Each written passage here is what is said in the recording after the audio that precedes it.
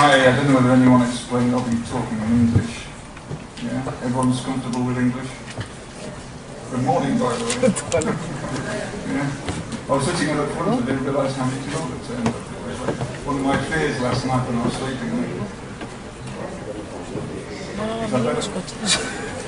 Can you all hear me? No reaction at all. Some of my students, I don't know whether Panagiotis mentioned that I'm a teacher as well. I actually teach at an art college. All I can is can you turn the volume up? I do. Is it possible to turn the volume?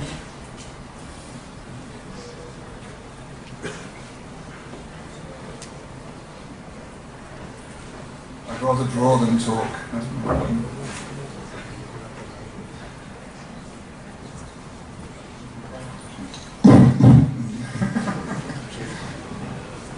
Can you hear me now? Is that better?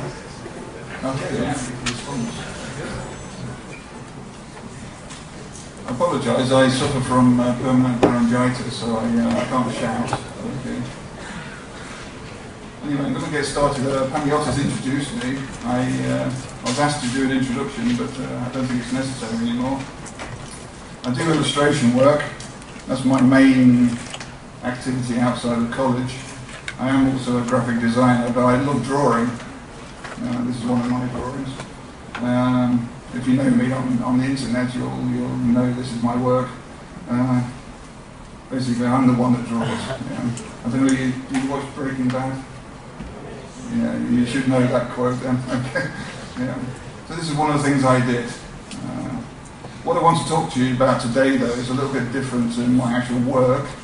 I actually want to talk to you about the importance and knowledge behind how the internet can affect creativity. Now, I'm sure most of you are probably under the age of 30, is that right? Yeah? I'm an old person, you see. So. Anyway, I was born outside the technological age. I'll be 50 next month. And one of the things I've actually seen is the bridge into this new technology, the internet. And it affects everybody, especially if you work outside of it. Did anybody go to the exhibition last night? Yes? I was impressed with the work. There's quite a lot of work to show, and it's well worth seeing. But as I said, as a traditionalist, one of the things I noticed was that there was a lack of traditional media. Everything was digital. And this kind of like frustrates me in one sense, because I'm a traditionalist. I use pencils more than I use computers. But anyway, I'm going to go on with my talk. Luckily, Tony's talk was a lot longer than mine, so I'm happy that on that respect. Okay, I want to first point out that I'm not a legal expert. I'll be talking about copyright, not copywriting, which is a completely different thing. I'm going to be talking about copyright, but I'm not a lawyer. There's one thing I can tell you is I have a vested interest in this subject matter because as an illustrator for the last 25 to 30 years, I've had lots of my work stolen because of the digital age and passed around and used and sold, and it really annoys me, as it should do, I suppose. Yeah. And so I want to teach you and talk to you about that process of how the internet works and can be a good thing or a bad thing. Probably mostly a bad thing, I would say. I need to get my speech. I have it all printed out for everything. Now, it's a complicated subject, so I was told by Marcus I have 30 minutes to talk to you, but this is a 5-hour, 5-day conversation. So I'm going to try and make it brief and entertaining as possible. Okay? Oh, Elsa. Okay. One of the things I do, I wake up early. I have a pet dog, and she wakes me up at 5 o'clock in the morning every day. Not such a nice thing, but I love her to death. Anyway, one of the things I do before I literally start working at 9 o'clock, I look through all my social media. I'm sure everybody else does. Yeah. Okay, one of the things I do is I look through my Behance account. Everybody got Behance accounts? One person. Well done. Okay, I looked through my Behance account, and one day I received a message. It was from a guy in Vietnam. He was in association to this picture that I did, and he said, "We really love your picture." we really like your image. Can you send me the file? So I wrote back. I wrote back and said, can we discuss terms? Can I be writing a contract, an agreement? How much are you willing to pay?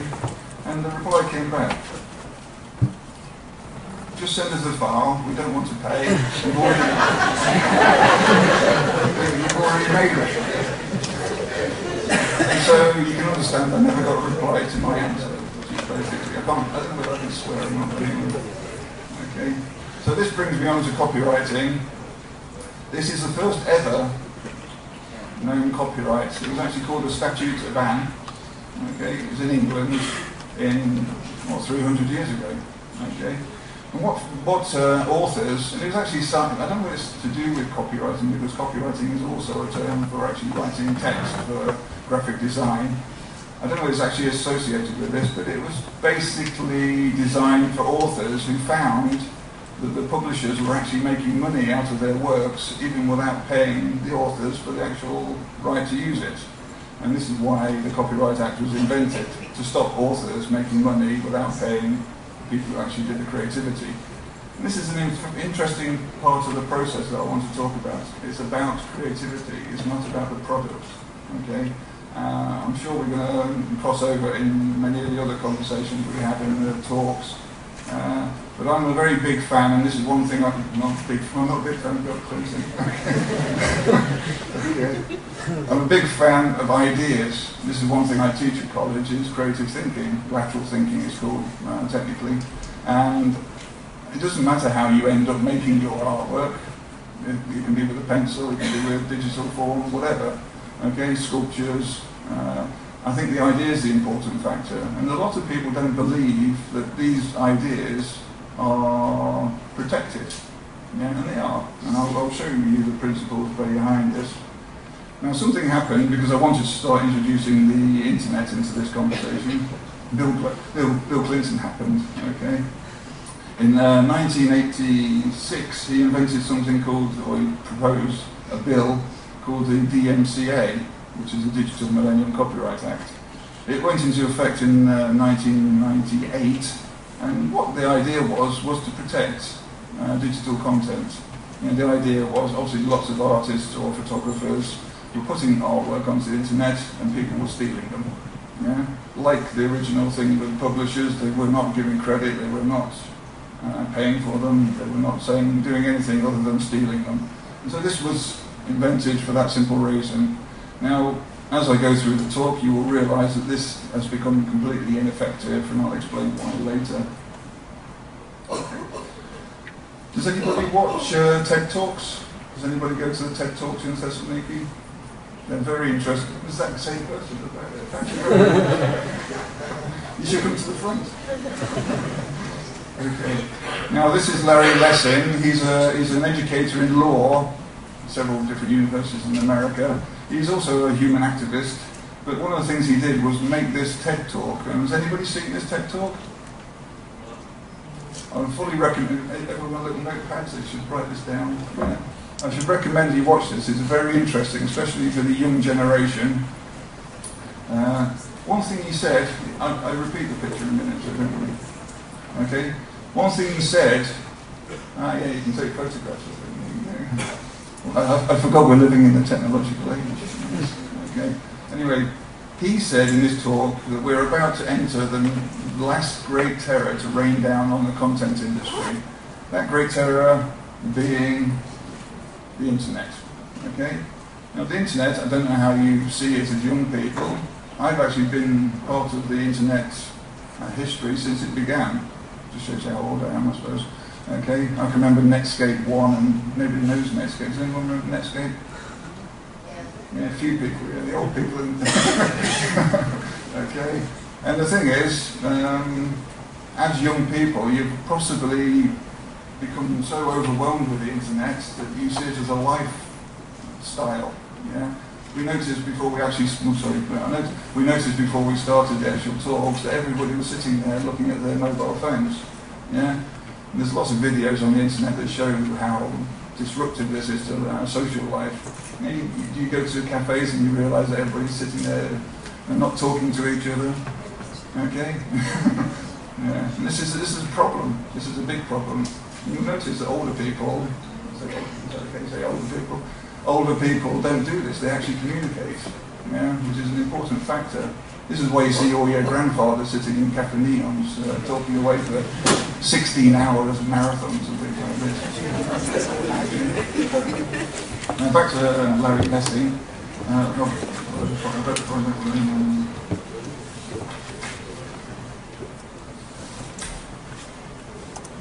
This provocative speech he talked about was about your generation. I suppose this is important. And via my research, I was told it was going to be a young audience. As a creative audience, you're all creative, aren't you? No answers to that. Yeah. He talks about something called the read-write culture. Okay. Now, in his talk, I'm not going to go against what he's saying. I quite agree with a lot of things he says in his talk. What he does say, though, is that there's a kind of a bridge between what is legally acceptable and what is not legally acceptable. He, as a law educator, is basically not understanding that people actually do this for a living, creativity, and they use the internet as a device to make a living. What he was saying in his talk, that this read-write culture, the youth culture, is allowed to take content off the internet or anywhere else, remix it, redesign it, reuse it, and then re-promote it as their own original work. Some people may have an argument against this, some people may not have an argument against this. You see a lot of it. Simple examples are the way that people take photographs, put some really, really bad typography on it and stick it onto Facebook as one of their posts, for instance. You know, they don't credit the photographer, they don't credit the artist. And this is, I don't know whether you know this is highly illegal, yeah? And it's important to understand this, and this is one of the reasons I wanted to talk to you today. Mainly because it happens to me quite a lot, okay? Copyright is a very complicated subject. Is anybody a lawyer?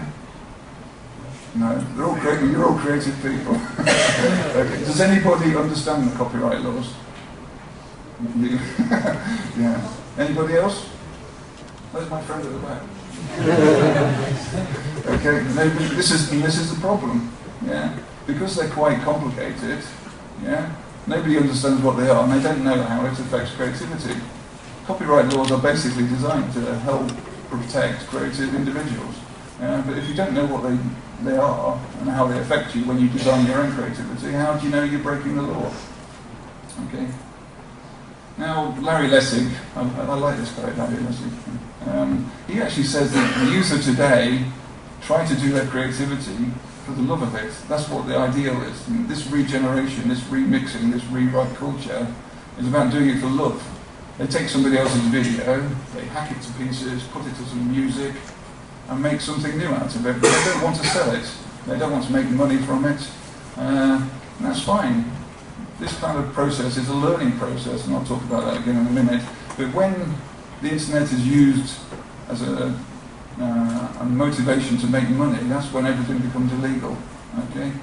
So, in my research, I didn't have a long time to do it. I only got to, how long did you do it? About I think a month, but I'm very busy at the moment. So, anyway, I spent a day looking for the ideal definition of creativity. I wanted to know what creativity was myself. You know, I've been doing it for 30 years, but I didn't know what it was. And I found this formula on the internet. Whether it's true or not, I don't know, but it seems to stick as a kind of an ideology in my mind of what creativity is about. Now, this actually translates as, obviously the C stands for creativity, and it is governed by, let me actually read this because it's quite complicated, okay? This is governed by the function of attitude, which is this way, okay, moderated with the knowledge of imagination and evaluation. That's what the little bits in the bracket are, okay? That sounds quite reasonable as a creative force. Unfortunately, what has happened is the read-write culture we talked about a minute ago, okay? Now they take this formula, and for whatever reason, whether it's because I'm going to talk about again this later, I'm preempting all the things I'm going to be talking about. for whatever reason you don't use that formula correctly, you create a new formula, especially if you want to use other people's work and place it onto the internet. Now this is my idea of how the amateur culture, which is what the read-write culture basically is, redefines the formula based on the need to make money out of somebody else's artwork. Okay? Now this reads as creativity equals the ability to recycle or steal other people's work over the effort of knowledge and the amount of financial gain you can get from it. Okay? And that's kind of really sad and condescending in a way, because, you know, the way that art should work is it's about emotions and passion. It's not about money. You know? We need to make money. Yeah, we all have to live. Okay? And I want to start off, because you're all young people, I want to start off saying I'm not trying to condemn youth as being a load of talentless people. You know, there is a lot of talent out there. Okay? This is one good example. I really like this. I don't like graffiti normally, but this is fantastic. Okay? And I really like looking at this kind of work because it looks like he's actually put a lot of effort into it, and he actually understands the process of actually designing things. Okay? And there is a lot of talent out there in the youth, and I've taught to many of them. Some of my students are here today. I can see them looking at me. Okay? So I'm not condemning everybody. Okay? Now, who are the thieves? Yeah. Does anybody want to answer that? Yes. We all are. Okay, and I'm going to explain why we're all thieves. I was thinking last night, I was getting quite nervous actually, I was thinking I'm going to make a lot of enemies today because I'm going to basically point fingers at people and make them all hate me, but anyway, I do it as well. So don't worry, I'm a thief as well. Okay. This is my first example of when I actually broke the law. Yeah. I actually I used to love reading, my students remember this from their lecture probably. I loved reading Winnie the Pooh by A.A. Mel. Yeah. Is anyone read Winnie? Yeah. These are the original drawings by a very talented artist called E.H. Shepard. Does anyone know these drawings? No, you're too young. You'll know the Disney version, I'm sure. Yeah. Especially my student there. Is he on the phone? Yes. Anyway, I used to copy these drawings, constantly, because I wanted to be an artist. I wanted to draw. Yeah. Okay, I was 6 years old and didn't know the copyright laws at the time, so I didn't know I was doing anything illegal. But the thing is, there are different valuations to what you can do with artwork that's not yours, and what you can't do. Obviously, being 6 years old, I wasn't arrested and I wasn't sent to prison, so luckily I'm here today to tell you the actual laws to help you. Okay, so what makes us all thieves? Do you want to have a quick guess at that? Why do I think you're all thieves? It's a pretty negative word, isn't it? Yeah, everyone thinks the police are going to come in a minute and arrest everybody. Okay, put your hands up. Yeah, I want to see a show of hands if you've not done any of the following. Okay. Have you ever downloaded any music? Oh look, they're all laughing now. Downloaded a movie or a TV show. Okay. Shared somebody's photograph without asking them. Yeah, you're all laughing because this is yes, is it? He's not even putting his hand up. Okay. Use somebody's artwork for a post on Facebook or something without asking them. No, you're supposed to put it down if you haven't. Okay. Share somebody's artwork without crediting them. Have you done that?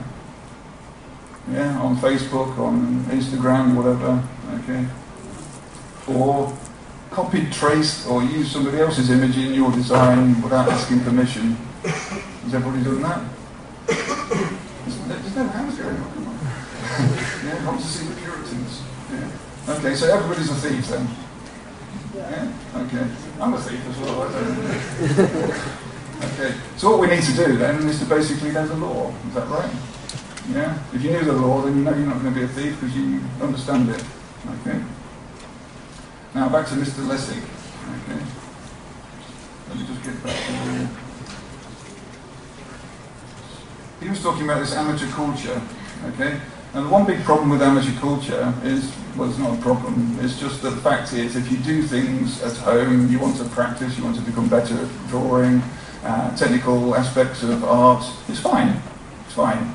You know, stick it on your fridge, you know, show your mother, show your friends, put it on Facebook, be happy with it.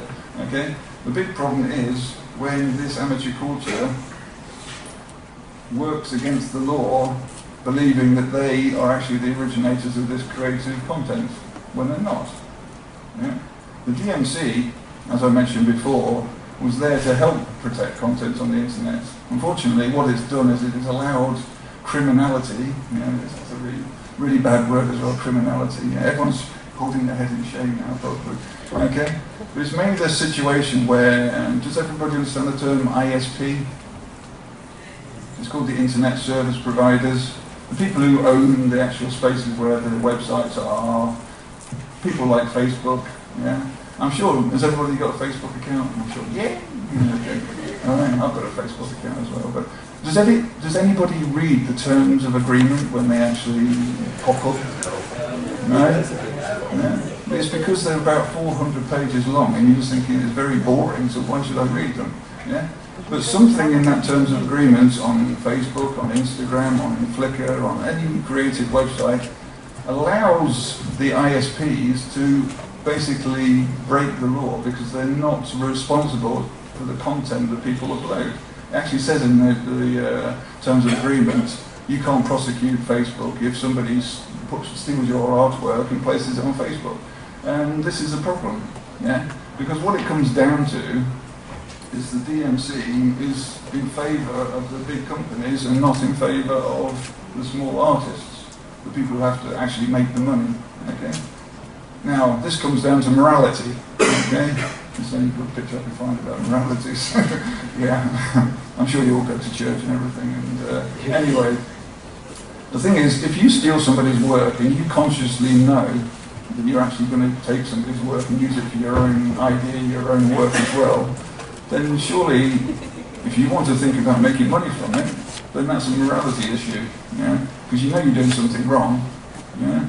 I don't know whether the big fiery pit will open up and you end up in hell, I don't know, but yeah, you are doing something wrong, so it's your choice, because you've obviously read the terms of agreements on Facebook, on Instagram and Twitter, yeah? So you know you're doing something wrong if you're uploading something illegal.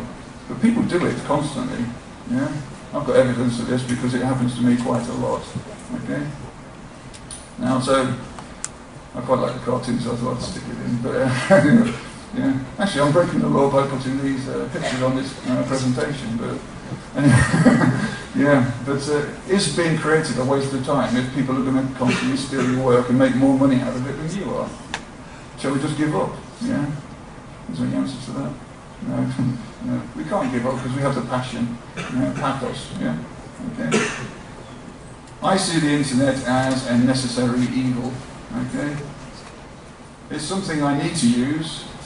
I don't think I could possibly make a continuous, effective living in Greece alone, so I have to use the internet to find clients from America, Germany, Australia. And this is the good part of the internet. It allows you to have a global effect. Unfortunately, it also allows lots of other people to see your work and say, wow, that's good, I'm going to use that and steal it. Okay? Now, certain countries, should I mention the certain countries at this point? China. Okay, I said it. Okay, it's all going to be on video. Loads of people are going to hate me in China now. China is one of the biggest thieves, okay, if I can say that, of content on the internet. I'm going to stagger it here, okay. They make $600 billion a year from stolen content. Yeah, that's how much money they make. Yeah, now can you imagine? You know, if something happens into my pocket, I wouldn't be too unhappy, but it doesn't. Yeah. Okay, so it is a necessary evil because people want to steal your work. Now, there's some famous artist, I can't remember his name. I think it's Magritte. No, it's not. It's I forgot. Anyway, why should we look into this detailing about copyright law? And why should we think about its importance for our work? Okay. One thing is, I'm sure you see this picture on the internet. Yeah. As artists, how many of you are actually working as artists for a living? 3 people, 4. Yeah. You're all students, are you? Or nobody does this for a living. I'm going to put you off, you're going to leave and not want to do it ever again. Okay, but has anybody seen this poster? It's quite famous, it's around the internet. I couldn't find actually who made it. I wanted to credit the person.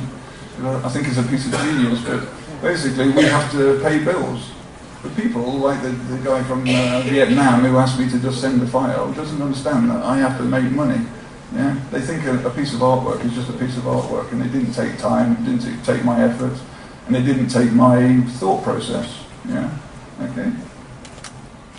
Now, Mr. Emerson once said, every artist has to start off as an amateur. Now, once upon a time, I told you, I was drawing Winnie the Pooh, copying him like mad, yeah? This is my amateur stage.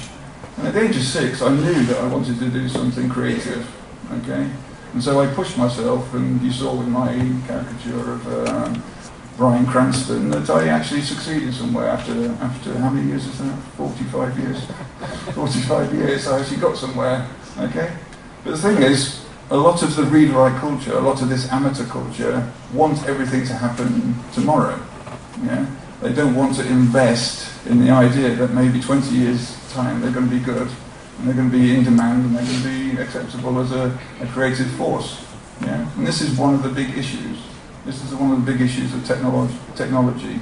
They all have Photoshop on their computers. Do you all have Photoshop on your... Yeah, there you go, you see.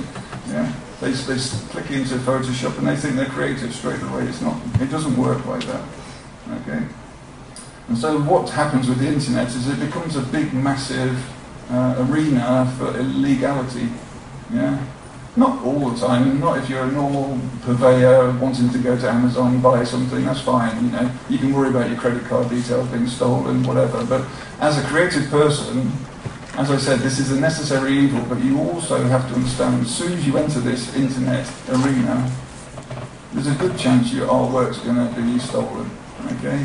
Luckily, I found certain tools to help me prevent this. I don't have time to talk through them all because they're quite complicated to understand. Tony's nodding his head a lot. Have you had anything stolen? Yeah? No? Has anybody here had any artwork stolen that you have? This is why you keep nodding and shaking. Yeah? Yeah. Okay. And it's not nice. Yeah? Why should you put a lot of effort into something if somebody else is going to make money from it? Okay? Especially 600 billion. Anyway. Alright? Now, you've all seen this picture, I'm sure. Okay? Yeah. This is why the internet or the amateur culture, I shouldn't say the internet, the amateur culture is wrong in allowing people to do certain things for a living, okay? As I said, there's no issue in allowing people to do this as a hobby, something as a pastime. You know, what am I going to do on Sunday? Let's do a fresco, okay? But this lady, I hope she doesn't watch this video, okay? Yeah, Cecilia, was asked to restore this very famous fresco in a Spanish church. Okay, and she's an amateur.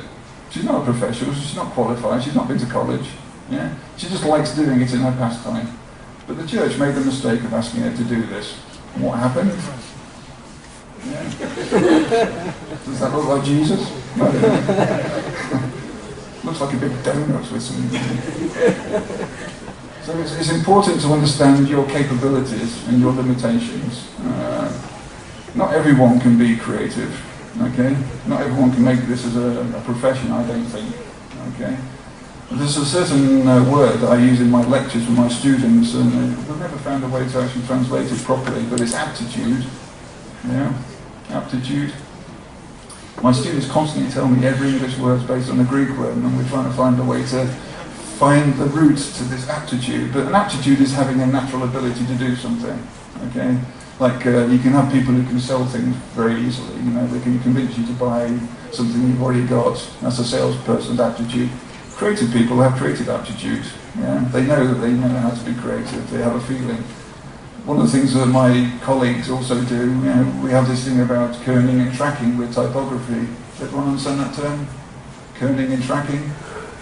Yeah, and so we're going through our exam period at college, and we're looking at the students' work, constantly telling them about tracking and kerning, and they're looking at you like, what is that? But this is a graphic design thing, you know. So. Anyway, there is a frustration involved in all this process, but I won't deter you from being creative. I won't deter you from being on the internet, okay?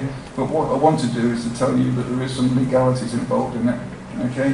And because you're all moral people, I'm sure you're going to listen to me and hopefully take this on board, okay? One of the things that does affect the whole process of creativity, because I want to try and promote creativity as much as possible, is money. Recently, you know, recently, I suppose in the last 20 years, education has become an industry, okay? Yeah, you pay for a course, you go through the course, you get a qualification. Once upon a time, when I went through college, I don't know anyone else here who went through college. No, yeah, it was free. It was free. I didn't have to pay anything. I could just explore my creativity, and I got my degree at the end of it. There wasn't any bill, yeah, and so I didn't feel any kind of obligation. Okay, and also education. I'll move on to the next thing. Education affects creativity more than anything else, and I'll talk about that in a minute. What I want to do quickly is to just break a few little myths that people may have, okay, about the internet. It's not free, okay? The actual Wi-Fi system may be free in the cafe, but the actual process of content on the internet is not free. When I was at college, 30 years ago, we could find PDFs for academic courses and things like that freely available, and the internet or the administrators of the university realised that people were taking this content, using it for their own academic reasons, and then realised, you know, why should we charge them for it? And this is the whole thing. The whole process of being on the internet is not necessarily a free thing. Where's Penny? I'll beat you to the Macquarie. Okay. Also, computers aren't talent. Okay. You cannot use your computer as an excuse for your ability to be creative. It's a tool. Yeah. It's, as much as if I use a pencil, I don't have a pencil with me. Okay. If I use a pencil, it's as much as a tool as a computer is. It's the person that uses that tool that is a creative force, and that's the thing you have to understand. Okay? And also, creativity isn't automatically installed onto your computer. Okay? There's no special button you can press that's going to make everything work for you. Okay? Yeah, it's a lot of hard work. Okay? So, what it is about is ideas. This is one thing I teach. Yeah. Yeah. I believe that if you want to be good at something, you have to have a good idea. Does everybody agree with that? Yeah. Okay. And for this reason, and talking about copyright, talking about the internet, ideas were then later on protected. Originally, when the internet was going through, the copyright laws were going through the 300 years of change, they never thought that an idea was worth protecting. Yeah. You know, everyone can think of an idea, but some ideas are valuable. Yeah? And so they decided to create something called intellectual property, okay, which is a way to protect your ideas. The only way that somebody can steal an idea is if I'm talking to you in a coffee shop or something, and I mention a great idea I've got for the next big thing, yeah, and you think it's a great idea, and you can rush off to the patent office quickly before me and register it, you can steal my idea. Yeah? But if I write it down, if I make it vocal on a recording, if anything is written in some kind of form, that becomes law that I can protect that idea. Okay? It doesn't have to be a painting, it can still literally just be the idea of the future painting, but it's still protected. Okay? And this is where the read-write culture and the amateur culture fail to understand the process of what happens on the internet. They see somebody else's work, they don't realise that it's an idea that's been converted into a creative form, and they steal it. They steal the idea, they may redo it in a different way, but it's still the idea. Okay? The thing is original, Jim Jarmusch said. Okay, you know Jim Jarmusch? Yeah? He was here for the Thessaloniki Film Festival, wasn't he, last year? Okay? Yeah. But I disagree. Yeah, not totally. Okay? I think if you understand the principles of what art is, creativity is, you'll understand that there are original ideas still out there. And as I said, I teach my students lateral thinking, which is a process to actually find original ideas. Okay? And you see it all the time. If you explore the internet enough, you'll see some amazing ideas being presented out there. Okay? Art is the first form of communication that ever existed. Okay? As cave people, we could actually draw before we can actually speak. Yeah? Now, I don't know whether this means that art is a genetic... thank you very much. Yeah. I don't know whether art is a genetic form in everybody's body. I don't know whether it's something that everybody can do when they're born. Okay?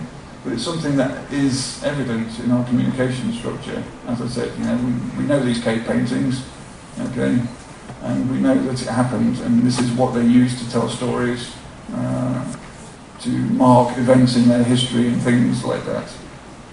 Now, I'm sure you all remember this. You're all 5 and 6 at once. Yeah, actually it's pre-5 and 6. You all used to draw. I'm sure you all used to draw. Yeah. But nobody taught you, did they? You just picked up a crayon, yeah?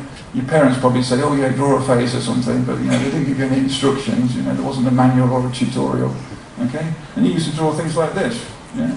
And so it does prove, in a sense, what I was saying about cave people, that it's a genetic thing, that it's built into people. You need to communicate, and art is the easiest way to do this. I believe Tony actually said that a picture can speak 1,000 words, yeah? And it's so true, yeah? Plus your parents probably suck at art, so they probably couldn't teach you anyway, so... Okay. Now, I'm sure you've seen this little picture. Have you seen this little picture on the internet? Where's my friend? Yeah, okay. Now, this is something that happened to me. Not do ballerina, no. Yeah. I did something. I went through the education system like everybody else does, yeah. I didn't think it was worthwhile, and I'll talk about that in a minute. But one thing I did after that, and I told you before that from the age of 6 I wanted to be an artist. I wanted to be something different, okay? So I went to something called foundation course. I don't know whether do you have foundation courses in Greece? So, if you haven't been on one and you're thinking of going to college, go on to a foundation course first, because, Elsa teaches, used to teach on foundations, are you still, yeah? Okay. Foundation courses are the most important factor, I think, in learning your creative force. It allows you to experiment so much in a very fun and entertaining way, okay? And that's what makes you that person, okay? I think I changed my personality after going to this foundation course. They made you do certain things that you would never do as a person, in general public. For instance, one of the examples I can give you is the first day I was at the college, there was a group of students, probably the same amount we have here today. Nobody knew anybody, yeah? We basically shake hands, say hi, all this kind of stuff, where did you come from? Okay, and all this kind of stuff, but we didn't know each other, and so there was still that embarrassment factor, okay? And the first project we did on exactly the first day was to actually represent ourselves in what's known as a living painting. Now, to explain that quickly, what you do is you find a famous painting. I think the one I had to do was called The Raft of Medusa by Jericho. And we had to basically pose as the characters in the painting. Now, I don't know, any art historians here? No, nobody. Elsa will probably know this painting, The Raft of the Medusa by Jericho. Yeah? Most of the people on this painting are naked. Yeah? Completely naked. And can you imagine the first day of art college? Yeah? We didn't know anybody, we all had to take our clothes off, yeah? Now, this is a way to get to know people, okay? So from that point forward, I've been completely crazy all my life, but it helps me. Yeah? One thing you have to understand about art, this is why the modern education system doesn't help it one bit, this is about passion. Yeah? If you don't have passion to be an artist, you're not going to get anywhere in life. And I constantly tell my students this, I keep looking at them. Okay, yeah, this is Victorian England. Okay, this is school, but I'm sure you can probably see some familiarities. Yeah, this was 200 years ago. Yeah, but the structure of the school hasn't changed one bit. Can I ask a poignant question here? Did anybody enjoy school? Yes. Yeah, put your hands up if you enjoyed school. Yeah. Unfortunately, school is there. I'm going to move on to this picture now. There's a very famous person, designer called Sir Ken Robinson. Has anyone heard of Sir Ken Robinson? My students should, because I keep telling them to watch his videos. Okay. He did an RSA video called Changing the Educational Paradigms. And it's important to watch again, all these people taking pictures so they can watch it on YouTube later. Okay. But what he says is in this actual video, this is a poignant image of the video, is that it's an industry. Education is an industry. I don't want to go into all the political aspects of what the world is today and everything, but we are all designed to keep 1% of the rich people happy with their money. Yeah? We are just tools to be part of their mechanism to make money. And unfortunately what happens is art doesn't become part of that tool. Yeah? As you remember with the little ballerinas, the artist was a crazy one. She doesn't want to be part of some system, she doesn't want to live by the rules and everything, the law. Yeah? She wants to be crazy and enjoy herself. And this doesn't fit into this mould of what creativity and, what education is. Okay? And so this is why a lot of creative people become frustrated with the education system. This is why you all probably said you didn't enjoy school. Okay? Yeah? Now, using a little bit of Greek that I know, okay. There is a word which is aesthetics, which is based on a Greek word. Yeah, like every other word is. Okay. It actually means opening your senses. Is that true? Yeah. Nobody's nodding there now. It means opening the senses. Yeah. And so this is why you use this term when you talk about art, because art is about experiencing things, having your senses alive. Okay. Now, the education system creates an anesthetic. Yeah? It basically makes you dull, bored, unexcited, waiting for that day you're going to have to get a job, yeah? Make money for somebody else to be rich, and all this kind of stuff. So this is not effective, okay? And what you want to do as an artist is be fully alive. You want to use this emotion, this pathos, yeah, to actually be creative. But the thing is, going back full circle to the internet doesn't allow this to happen, because you become part of a... Oops, I've ruined the surprise. Yeah. The internet becomes the numbing process. Okay, you've used the internet as a way to be creative rather than a tool. Yeah? And as I said, tools are different to actual process. Okay. Now I want to show you some other creative people, dare I say them, people who haven't been through the education system, just to prove to you that creativity is alive everywhere. Okay, I've ruined it. Okay, this is actually a chimpanzee drawing and painting, a little bit like some of the post-impressionists, maybe, I don't know. Okay. This is actually a tree kangaroo. Okay. He's doing quite a good job, I think. Yeah, looks a little bit more like Miro, I think. I don't know. He's actually holding that brush and he's doing quite a good job. Now this is a Jackson Pollock fan, I think. He's actually running around trying his best to get that kind of feeling of Jackson Pollock. Okay, but he is being creative. Yeah. Oh, Tina's actually agreeing there. Yeah, you like that one? Okay. And finally, my favourite one. Okay. Yeah. This is a self-portrait, I believe. I'm not sure. Yeah, but I think the elephant is only 6 years old, yeah, and he's doing quite a good job. And so people think, this is one thing I don't like about when we have discussions about creativity and art. People use this term, which I really hate, I really hate it, and it's called talent. Yeah? There is no such thing as talent, because would you say that elephant has talent? Yeah? It doesn't. It has genetic information in its body that allows it to understand how to communicate through a visual form. Yeah, and that's what creativity is about. Now you can transverse talent into the understanding that it's a lot of effort. Okay, over 40 years, this thing called talent will improve because you practice a lot. If you don't willingly practice a lot, you will not become good at it. Okay, So anyway, moving on. I think you know that guy. Maybe he's nodding their head anymore. You're falling asleep. You want a cigarette, I'm sure. That's what it is. I don't know. Anyway, this is Pablo Picasso. He is once quoted in saying, "Good artists copy and great artists steal." Unfortunately, this has all been taken out of proportion and also been misquoted. He did say that, but he said it in a bigger context. Okay, and he wasn't the originator of this this actual saying. Okay, now so. Did he copyright that?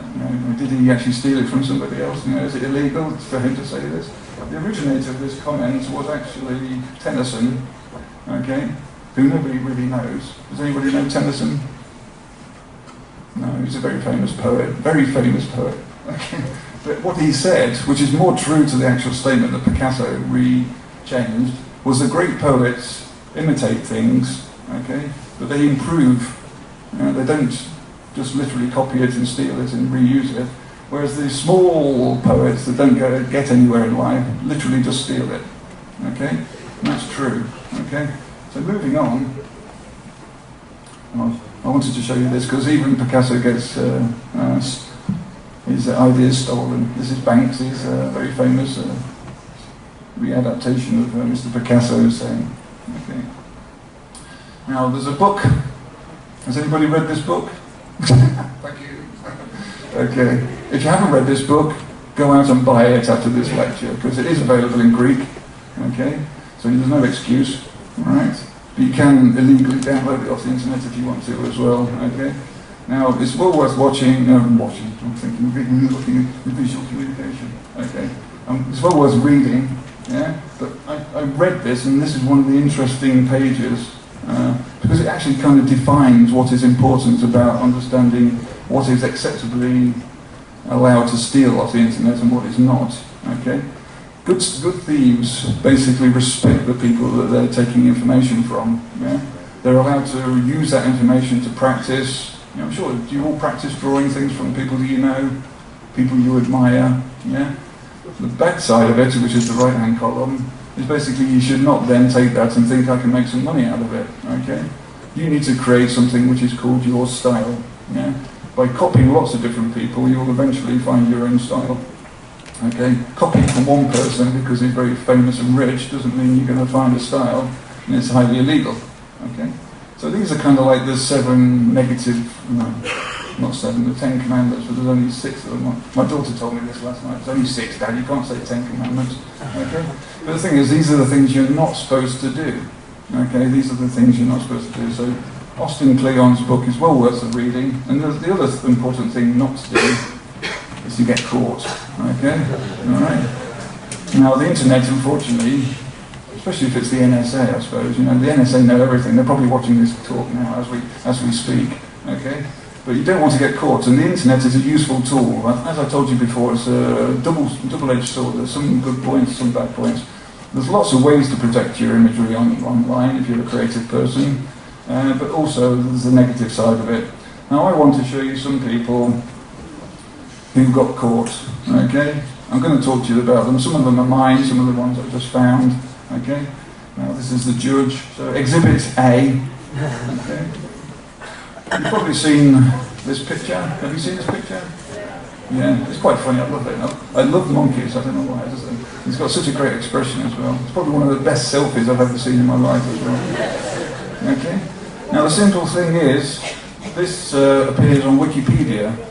Yeah, Wikipedia used this to talk about this particular monkey. I don't know what the type of monkey is. Anyway, the photographer then sued Wikipedia. They said that's my photograph.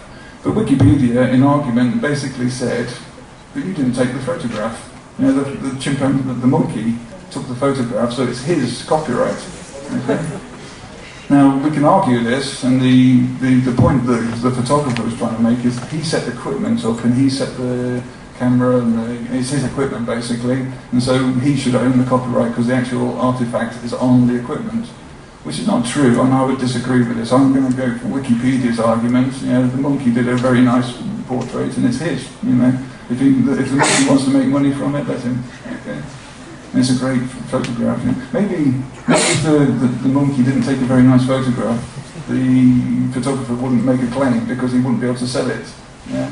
This is where the thing about money comes into this. Okay. Now this is one of my pictures, the one on the left. Okay. This is what I do basically. I have a love for animals, and I paint pictures. You're laughing because I put talentless dick. The artist isn't in the audience. Anyway, 3 years ago I painted this picture of the tiger on the Vespa, and instantly, as soon as I put it on the internet, it became popular. Yeah, I was finding people were using it as profile images on Facebook, but I found, actually, luckily, having a good collection of friends who are also creative, who also understand the principles of what copyright are, is quite a good thing to have, because one friend told me about this. I didn't know it happened. And I got an email one day, he said, you should look at this, the website. And I did, and I found this picture. Now this, I can say it now because you all laughed at it, this talentless dick, yeah, basically copied my picture. Now you can argue that it's not exactly a copy, yeah? But the thing is, as I said to you before, there is something called IP protection, okay? What he's done is he's taken my idea, yeah, and he's redone it. I wrote to the guy, because I basically get these images taken down off the internet. I wrote to him, and his answer was, I didn't think it was copying because I've changed the head and he's sitting on a different bike. Okay? What kind of an argument is that? But anyway, I think Panagiotis wants me to finish soon. So. So anyway, if you look at it though, he's actually taken some of my artwork. He's put it in through some Photoshop filter, which is not a good thing either. Yeah? But luckily I managed to get it taken down. And this is what's known as a derivative. Yeah? This is one of the aspects of copyright law that you need to understand. There is nothing wrong with what's known as a derivative. The only thing you need to consider if you want to create a derivative is to go to the person who did the original and ask permission. If they say yes, you can do this. Yeah? If they say something else, okay, like no, yeah, you just have to accept it, and you can't make money from this. He could stick this on his fridge and be happy with it, and I could be happy with him sticking it on his fridge, okay, but he can't sell it. Yeah, it's my work, and he's still stealing it. Okay. Where's Nicole's there? She's a Disney fan, my student. Okay. Now this is Disney. I don't know anything about modern Disney. I used to love the old Disney films, and they're fantastic. I completely ignore modern Disney films because Walt Disney died, and the whole system fell apart. Okay. But this is one of the films from Frozen, is it? Frozen? Yeah. Okay. It says Frozen. Okay. Who's the character? Elsa. Okay. See, I'm completely oblivious to modern Disney. Anyway, this is the original drawing on the. Probably a 3D model actually, rendering on the left. And it was provided online as a free wallpaper. There's that thing, free wallpaper. Okay, it doesn't mean it's free for you to do something with it. Okay, it's free for you to download it and put it on your computer. And unfortunately, this is the thing: people listen to this word "free" and they misinterpret it too much. And this guy, this talentless dick, okay, he literally took this wallpaper. You can see. He put it into Photoshop and did some, if you look closely, he's done some Photoshop effect on it, but it's not even noticeable, yeah? And he put it online to sell. Can you believe that? Now, I know for a fact that Walt Disney has a complete department, they have a complete building dedicated to tracing people who do illegal things with their work. Whether that got taken down and got told to Disney, I don't know, but he did get taken down eventually. And so you can't do that. You can't take somebody else's creativity and literally sell it. This is a kind of a thing I had an argument with the people who did this as well. I like having arguments with people who steal work. It's a good thing. It's a morality thing. It's a morality check. Now, the one on the left is the original Rocketeer poster. I love it. I think it's a fantastic piece of artwork. I've actually got it stuck in my bedroom, actually. Okay.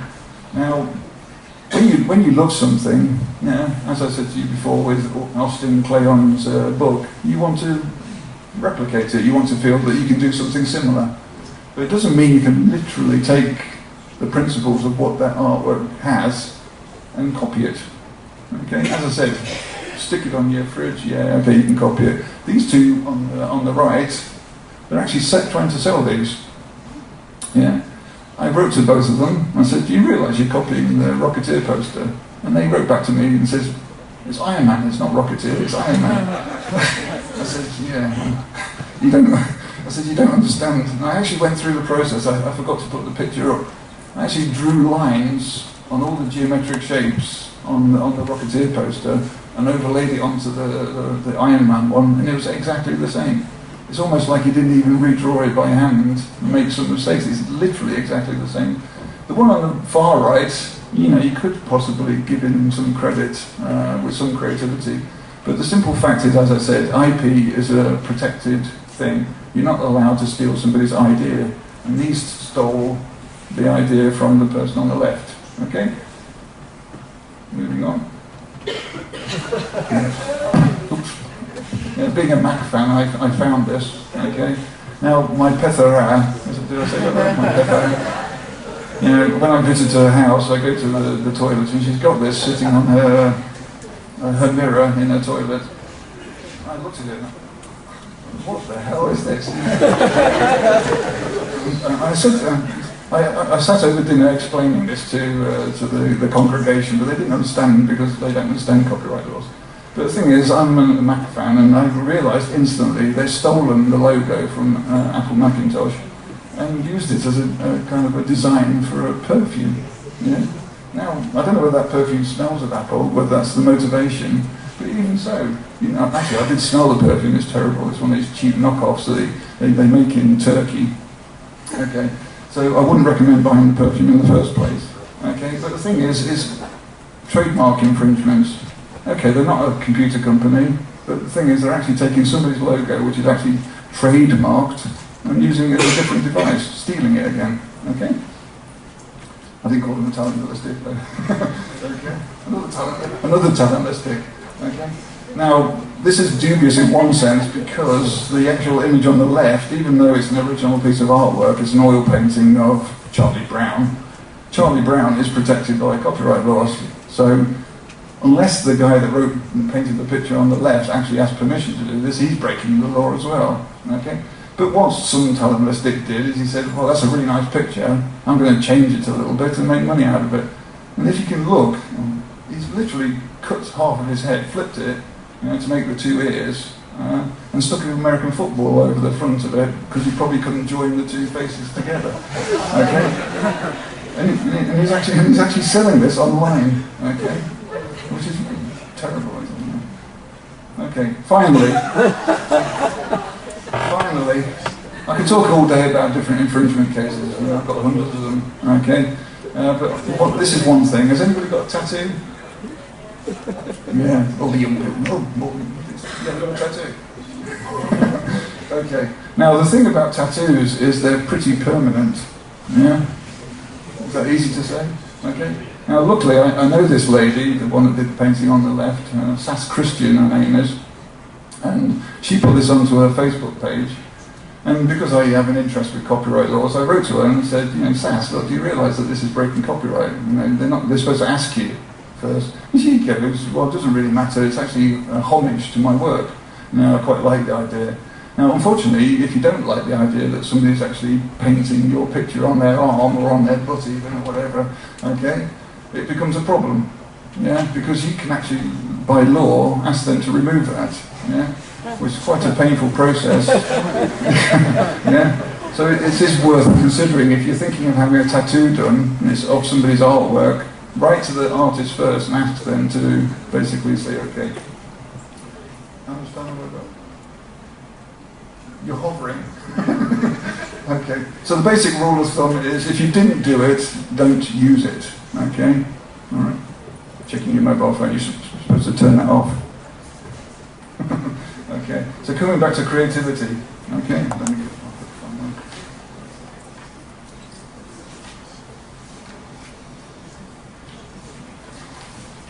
something that affects creativity. I think Tony mentioned it. I didn't understand completely everything you were saying because I'm not totally adept with Greek at the moment, but I understand some of it about clients. Yeah? And clients affect creativity incredibly. Yeah? You have a great idea, yeah, you show it to clients, and this is what you were talking about. You show the clients and they change everything, and you just go away crying, basically. Okay. Now there is a website. I'm going to show you some examples of what clients have actually told the artists to do, which is incredibly stupid. Yeah. Okay. I don't know whether you know this website. If you follow me on Facebook, I post them quite a lot. It's called Clients from Hell. Okay. Does anybody know this website? If you want to be a graphic designer, I would recommend looking at that at least once a week because it will make you feel happy. Okay. Now these are some of the things that clients actually say to creative people. Yeah. You can laugh. Okay.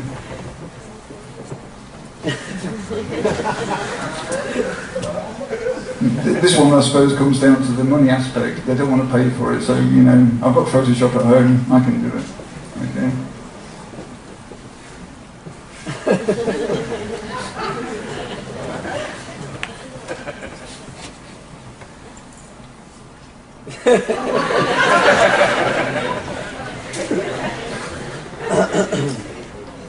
And don't make me laugh.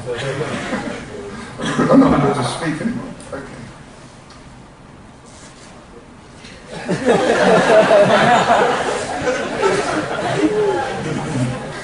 These are real. Last one. This is something I face. Do you face this all the time? Yeah? Like my tiger painting that I showed you, I charge €500 for those. Okay? They want it, they say, can you do it for €30? Like you can spend the same amount of time doing the same thing for €30. This is the thing about time and consumption. You know, it takes me 2 weeks to do one of those paintings. Can I live for 2 weeks on €30? Yeah, no.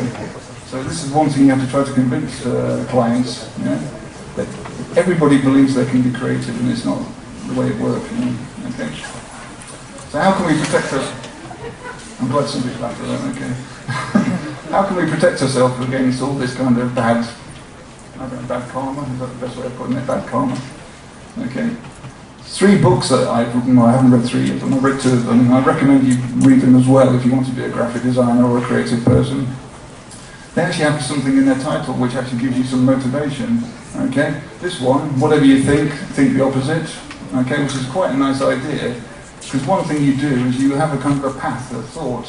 I'm sure if you're a creative person, you have an instant idea of something you want to do.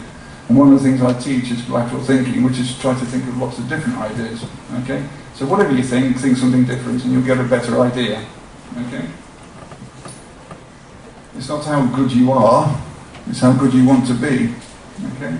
This is a good thing which I related to the fact that over 30 years I started off doing Winnie the Pooh drawings and I ended up doing quite good illustrations of my own. It didn't happen overnight. It takes time. So you have to have a projection of your future.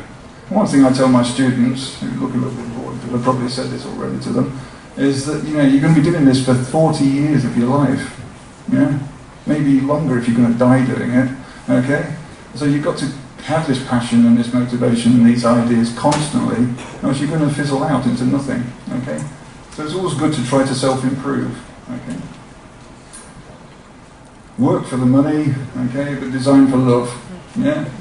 Sometimes I'm sure the professionals amongst us will say they've done things for clients and they don't pay them, and or they do things for themselves and they don't get paid for them. But it doesn't stop you being creative. There's no reason to stop you being creative. Creation is a passion. It's not a way to make money. Okay, so you need to divide the 2 things. Okay. This is one of the reasons. There's a little funny cartoon I found on the internet. Can you read it? Yeah, it is readable. Okay. But he's asking, why should I give you lots of money for something you did in 10 minutes? And he's saying, it didn't take me 10 minutes, it took me 10 years. Because it's your educational process throughout the whole process. Okay? I'm getting very conscious of him sitting there. Okay. Now, this is a nice quote. If you come to any of my lectures, I use quotes quite a lot because I think they're quite emotive things to inspire you and promote things in you. Okay. Now, everybody has to have a life, but the creative life for a lot of people is something different, and it becomes an energetic passion. Yeah? I say to people that I tend to pick up I don't know if you read my little biography on the website. I tend to hold a pencil in my hand before I even drink my coffee in the morning, okay? Because I want to draw something, I want to create something, and it's an important feeling to have, is to want to feel like you need to do something rather than, what shall I do today? Let's find somebody else's work and copy it. You know, it doesn't work that way, okay? That says it all, really, doesn't it? Yeah. Either you're crazy or you're an artist, or you're one of them, okay?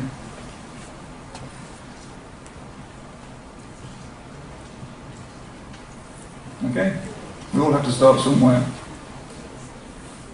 It takes a lot of this stuff. It's quite common in England. I don't know, do you have that term in Greece? Elbow grease, it's lots of hard work, okay? If you put lots of hard work in, you'll succeed one day, yeah? If you're going to spend the time using the internet or using other people's work to feel that you're going to be good, you're going to fail miserably, okay? It's all about you as a person and your own morality and your own passion in life, okay? It's less of this, actually, yes, okay? All right? Too many young people, I find, use the computers as a way to motivate their creativity, and it's not important. As I said, it's a tool. As I said, I went to the exhibition last night, and one of the things I mentioned about the artist was being a traditionalist. I use pencils, I paint, okay, and everything in the exhibition was digital. Everything, yeah. I was a bit upset that I didn't see any mixed media, any traditional media. And the thing is, this is not the way to progress the future of creativity. There needs to be a balance, yeah? Know how to use media properly, know how to use the actual influence of media properly, and you'll get a good idea from this. Relying on Illustrator too much is not necessarily a good thing, okay? I'm sure, like I say, do anybody look at tutorials online? Yeah. Okay. In some senses it's good, in some senses it's bad, especially if you use those constantly. Does anybody use them constantly? Is anyone willing to admit to this? Yeah. I don't know how to do something, I'm going to find a tutorial that does exactly what I want and copy it. Yeah? The problem with that is, 10 years down the line, you'll have the same problem occurring. You don't know how to find that same tutorial, and you've forgotten how to do it. Yeah? The best way to learn how to do anything is to do it yourself. All living forms, animals, we're an animal basically, all animals learn by mistakes. Yeah? If you don't make mistakes in your life, you will never learn anything from it. Okay? And so opening up Photoshop and clicking on something and it doesn't do what you want, you'll learn from that. Watching somebody else doing on a tutorial, you won't learn from that. Yeah? Because what they're doing is they're doing everything correctly. Yeah? Part of the creative process is making mistakes. I'm sure if you read biographies of very, very famous painters, they all talk about finding themselves in mistakes and things like this. Okay? Now this is I believe it's a Picasso. Okay? It's when he was at art college. Okay?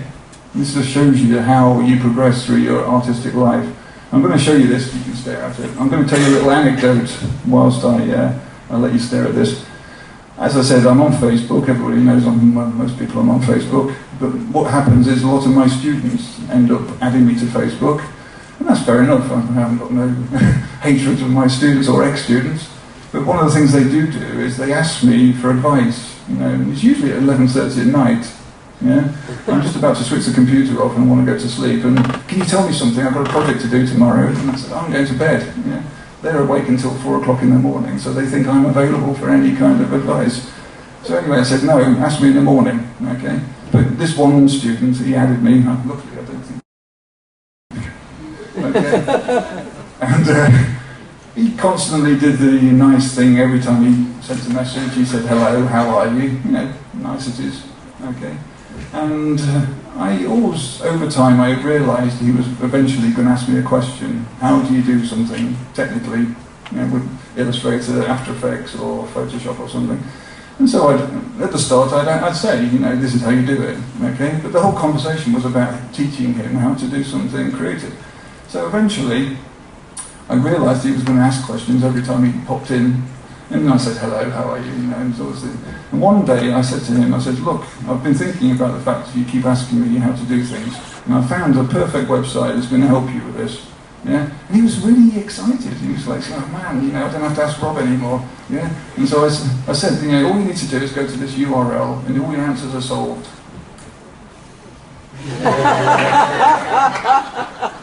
Okay, he hasn't talked to me since.